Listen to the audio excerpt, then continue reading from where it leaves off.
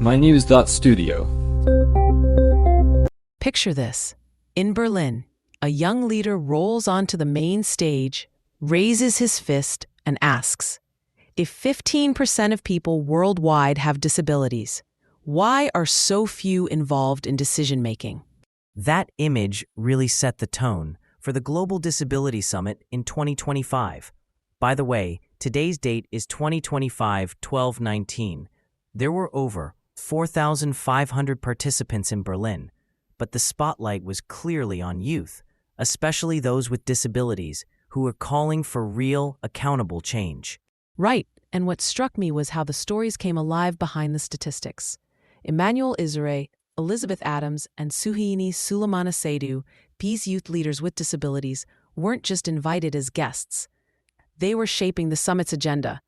Their message was clear. They want real employment opportunities and a genuine seat at the decision-making table. Let's dig into the main commitments.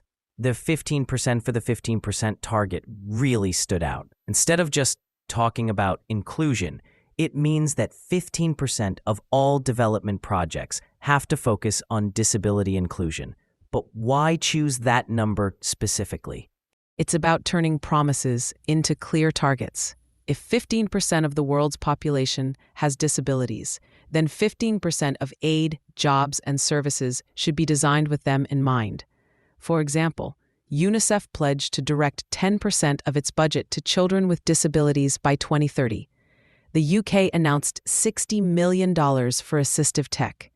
These aren't just gestures, they represent a real shift in how funding is prioritized. And those are only a few examples. There were over 800 commitments made at the summit. But there's also a plan for making sure these aren't empty promises. Annual reporting through the GLAD network, public pledges, and OPD-led verification. Do you think these accountability measures are strong enough to make a real difference? That's what will really be tested. The system puts OPDs, organizations of persons with disabilities, at the center in more than 100 countries, not just as partners, but as monitors. They'll track progress, publish annual reports, and check if the goals are met by 2028. So OPDs aren't just on the sidelines. They're helping set the benchmarks?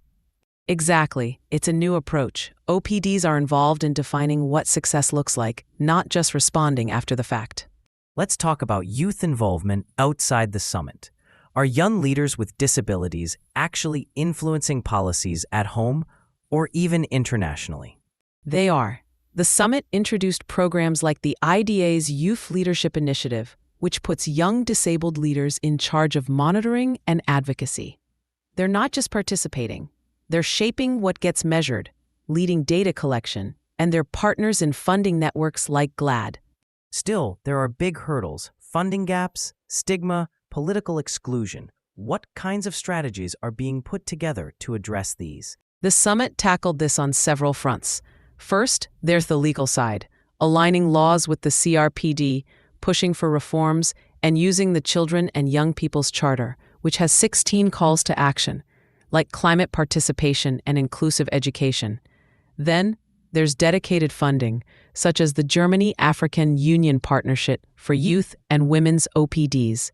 And finally, changing narratives through training, advocacy, and visibility to fight stigma. So it sounds like youth are more than just included. They're being positioned as strategists and political actors. Could this change how aid, jobs, and health services are actually delivered? That's the intention. If the accountability measures hold and youth leaders stay involved, it could mean direct changes for 1.3 billion people. Better access to jobs, healthcare, and humanitarian aid. The focus isn't on fixing people, but on rebuilding systems to serve everyone. So the real question is, will these pledges stand up to scrutiny, and will global systems actually change by 2028? That's where attention is turning now. The mechanisms, public pledges, standardized reporting, and OPD-led tracking are in place. The next 3 years will show if the summit marked a genuine turning point or if it was just another event. Let's quickly recap. The Global Disability Summit 2025 put youth with disabilities at the center, generated around 800 measurable pledges, including the 15% for the 15% target, and set up a framework for accountability led by those most affected. The big question now is whether these commitments will lead to lasting change. Thanks for joining us as we unpack the facts, the pledges, and what's next for global disability inclusion. Thank you for listening. This episode was brought to you by mynews.studio. Try it for free.